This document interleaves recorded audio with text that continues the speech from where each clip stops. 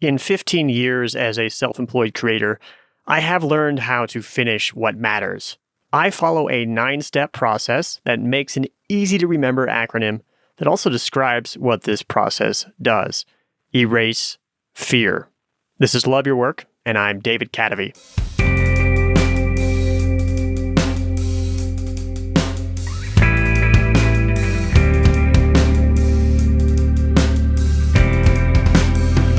Fear is at the root of most struggles to finish creative projects.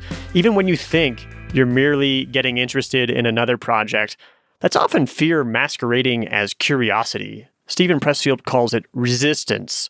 It can cause the dreaded shiny object syndrome. But if you can break down most of the sources of fear, you can clear the way for decisive action. You can erase fear. First, what does erase fear stand for? 1. Envision the outcome. 2. Rehearse the process. 3. Ask questions. 4. Search for answers. 5. Enjoy the process. 6. Face the obstacles. 7. End perfectionism. 8. Assess the outcome. And 9. Record the process. A little more about each of those. 1. Envision the outcome. If you have a clear picture of the outcome you want, you can reverse engineer your way to making it happen. Executing visions is a skill to work on because we usually have a vision that outpaces our current abilities and resources. To get better at envisioning, work on your vision muscle. Practice having a vision, then carrying it out. You do this every time you cook a recipe or plan a party. Write down the outcome you'd like to see. Use the methodology I described on episode 245 about the avocado challenge to rate your odds of success. 2. Rehearse the process. Once you have a vision, mentally rehearse the steps. Do you have any idea what steps to follow to make this vision a reality? I want Goldilocks fear in my projects. If you know exactly what to do, it won't be fun. If you don't know where to begin, you'll be paralyzed. You want just the right amount of fear to keep it interesting. If you're too familiar with the process, ask yourself, how can you scale up your vision? If you're too unfamiliar, ask yourself, how can you scale it down? 3. Ask questions about the gaps in your knowledge. Now you have a vision that challenges you just the right amount. There are parts of the process you don't understand. These unknowns can be sources of fear. They could turn out to be way more complicated than you expected, which would put in jeopardy your ability to follow through. Write down the questions you have about the process. 4. Search for answers. Look at your questions about the process. Set aside time and energy to answer them. You can make a surprising amount of progress just guessing. Before you ask anyone else, ask yourself, how would I do this? You might find a new way of doing things. If too much is unknown, you may have to scale back your vision once again.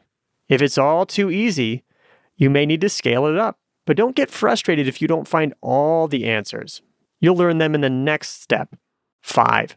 Enjoy the process. You've planned and worked to pick the right project, but you can't go into it without some unknowns. Otherwise, by definition, it wouldn't be a creative project. You'll find the rest of the answers to your questions in the act of doing. This is where you need to do a little mental wrestling. Whatever fear you have, flip it over and slam it on its back. Turn that fear into excitement about discovery.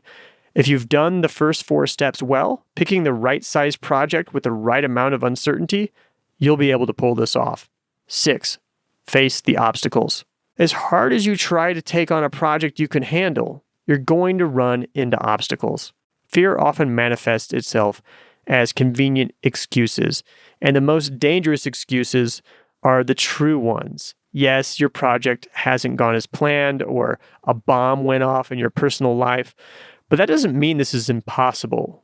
Slaughter your scapegoats and move forward. Anything worth doing requires some grit.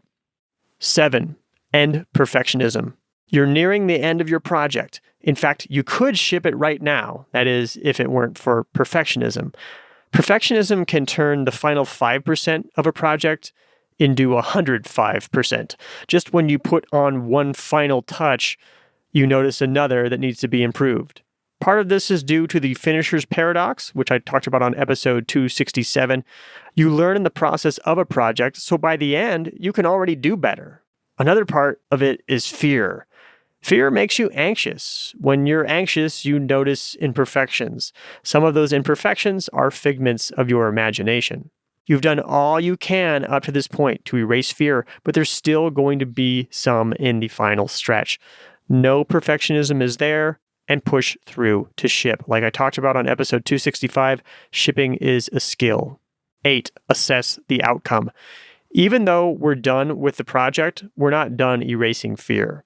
Now that your project is out in the world, ask yourself, how did it turn out? Look back on the vision you wrote down and your predictions about success. Does it fit that vision? And if not, why? What did you not foresee? What would you do differently next time? Write it down. 9, record the process. Reflect on the actual process you followed. Write it down and brainstorm how you might do it better next time. You now have a process you can follow, even if it's just a sloppy operating procedure like I talked about on episode 224. Preparation is the antidote to fear. The next time you do a project like this, you can do it a little bigger, so you add a few unknowns to the new process that keep it interesting. One more time, here is the E.R.A.S.E process. 1, envision the outcome. 2, rehearse the process. 3, ask questions. 4, search for answers. 5, enjoy the process. 6, face the obstacles. 7, end perfectionism. 8, assess the outcome. And 9, record the process. This process is exactly how I erase fear in my projects, whether it's in the 3 books I've written or more than 280 podcast episodes. I hope it works for you too. One thing I've learned in over a decade as an independent creator is to invest in ideas. They really are everything. Most of them don't work out, but the ones that do can be big. I had one idea that led to a book deal and transformed my life. I had another idea that connected me with a company that later sold to Google, which brought a surprise payday. Big ideas start small, and the place I share my ideas first is my weekly newsletter. It's called Love Mondays, and each week I share a big little idea about how to break through to become a true original and make it as a creator. I also share my favorite quotes and books and tools for thought. Think of Love Mondays as like a shot of creative fuel to start off your week. There's several thousand subscribers. We're having a good time. Join Love Mondays at kdv.co/newsletter. That's kdv.co/newsletter. You might have noticed I don't have ads on Love Your Work. I haven't had them for a long time now. In fact, a big company whose name you would definitely recognize offered me money to advertise on this show recently, and I had to turn it down. Why? Because some money feels good, some money feels not as good. When I see that somebody bought one of my books, that feels good. When a company advertises on the show, it's money, but that doesn't feel quite as good.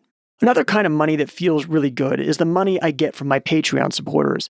It feels like an honest exchange. It's a vote of confidence that they like the show. Since I myself support a number of creators on Patreon, I know it feels good to vote with my dollars and support the kind of work I would like to see in the world. And that's what I'm trying to do here. Make the kind of podcast I want to listen to and share the ideas I want to see in the world. So if you like the show, a great way to let me know is to support the show on Patreon. Even a few bucks a month helps. It really adds up over all the dedicated listeners, and it motivates me to keep doing what I'm doing. If you'd like to support the show, visit the Patreon page at patreon.com/Cadavy. You'll see the different levels and perks available. Even if you're on the fence, check out the page. Again, it's at patreon.com/Cadavy. That's patreon.com/Cadavy. Thanks for your support. Love Your Work is brought to you exclusively by our Patreon supporters, including top supporters Jeffrey Mason and Bob Rosen. The theme music for Love Your Work is At Sea by Dorena from the album About Everything and More by arrangement with Deep Elm Records at deepelm.com. Love Your Work is a production of Cadavy, Inc.